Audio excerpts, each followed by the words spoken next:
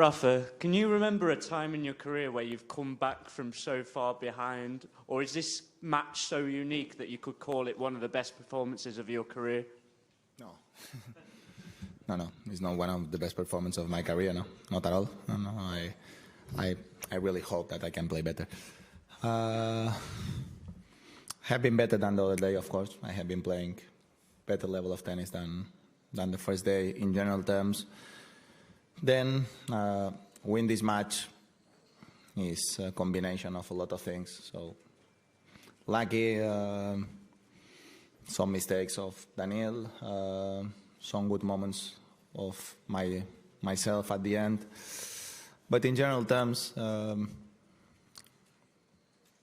knowing that I was not able to practice the way that I would like before the tournament, be able to increase the level since 2 days ago to today like this is a very positive thing, and very happy with this. Win or lose is another story.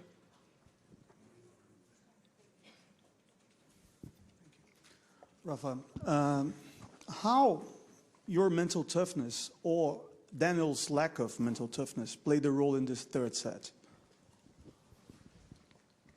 Daniil is super tough mentally. He showed everybody during all this year what he achieved. If you are not able to be very solid mentally, is impossible, honestly. So today is one of these days that, as I say on the court, one time of 1,000 you lose this match, and happened today. So very happy for that. Very sorry for him, honestly, because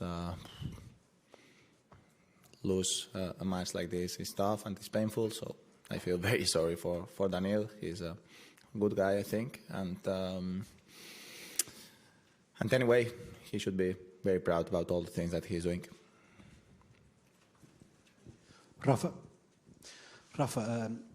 Daniil presents a technical and tactical challenge completely different from any other player, because he plays with a lot of false rhythms.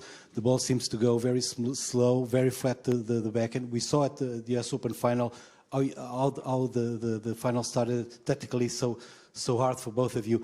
How can you practice or prepare for a match against a specific player like Daniil Medvedev, even in terms of hitting partner or practice partner? Well, no, you can't find a hitting partner to play. Not only with Daniil, with no one. You can prepare because every player is different. But we have been playing together for such a very long time in the final of the US Open, so we know each other well. And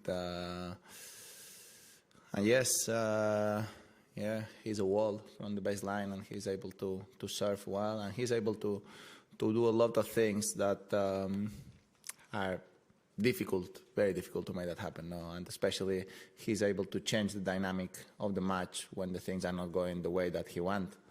He's able to change the way he plays. For example, I saw the match in Cincinnati against Novak that he started to serve huge first and second.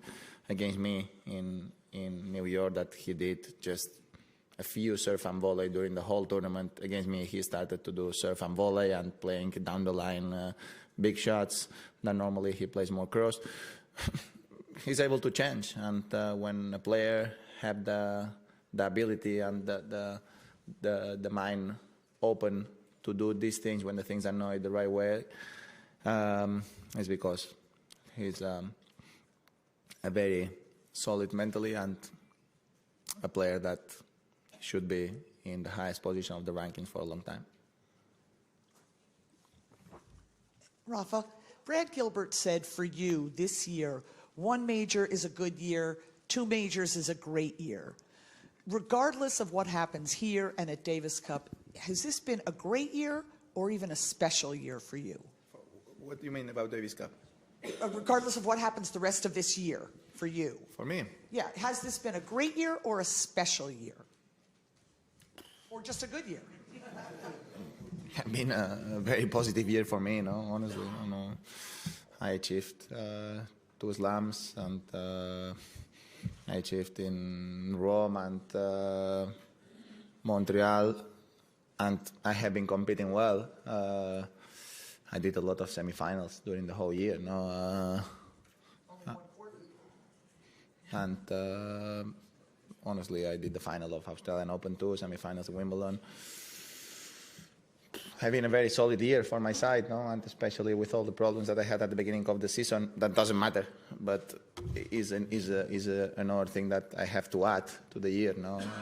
Be able to come back that way, have been a very positive year in all ways. So very happy about the things, and yeah, I don't know what can answer to Brad Gilbert. I don't know. Huh? He called it a great year. Yeah, I mean, I don't know the word, but for me, it have been great. It's fine. How do you feel physically after such a 3-hour fight? Good. I'm fine. Thank you. Well,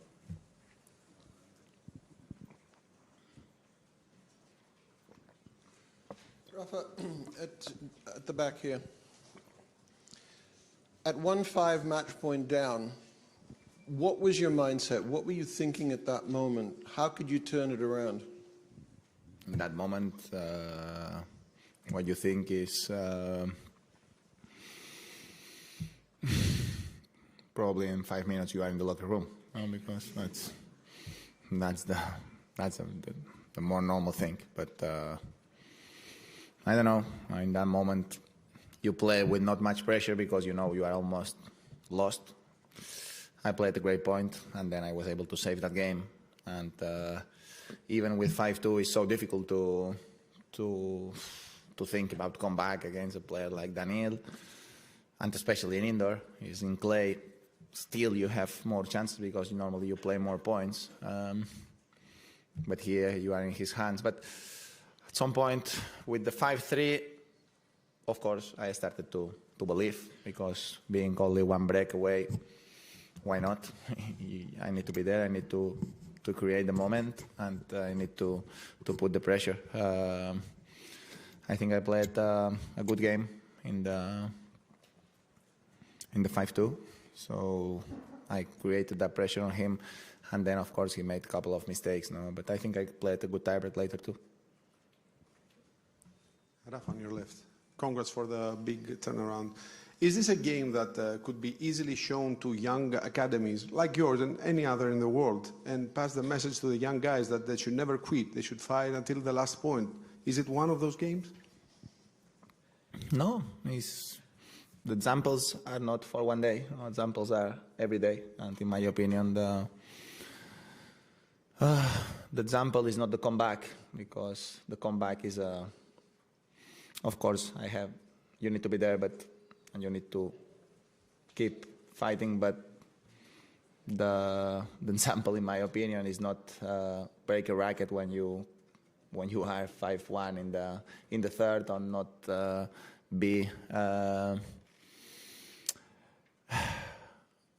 out of your self-control when the things are not going the right way. Just staying positive, staying concord, accepting that the opponent is playing a little bit better than you, and accepting that you are not that good. That's the only example, no? Because sometimes the frustration comes when you believe, when you consider yourself too good and you don't accept the mistakes that you are doing. So something that not happened to me very often, and I know I can have mistakes, and I normally accept it. That's the only thing, and for me, that's the only example that I can try to tell the guys. No, don't consider themselves too good to not accept the mistakes, because everybody has mistakes, and you need to keep going after the mistakes. That's the only way.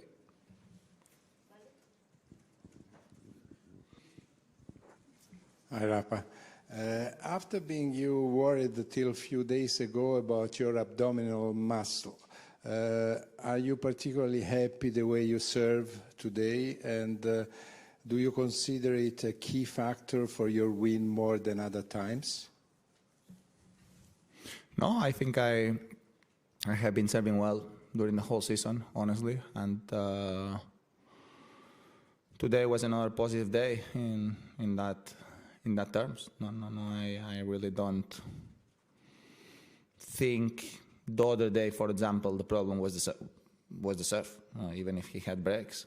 For me, considering that I was not able to practice the serve at all, or just a little bit before the match, the other day I was serving really decent, but the problem was another. Today the serve worked well again. I think that beginning of the third, I was 2 breaks down, but I didn't play that bad. Just a couple of points there. He played well, and I make a couple of mistakes on the volley too. And that's it. No, the serve I'm happy with. Any more English questions? Good. Okay. Prensa española, por favor. Gracias. Thank you.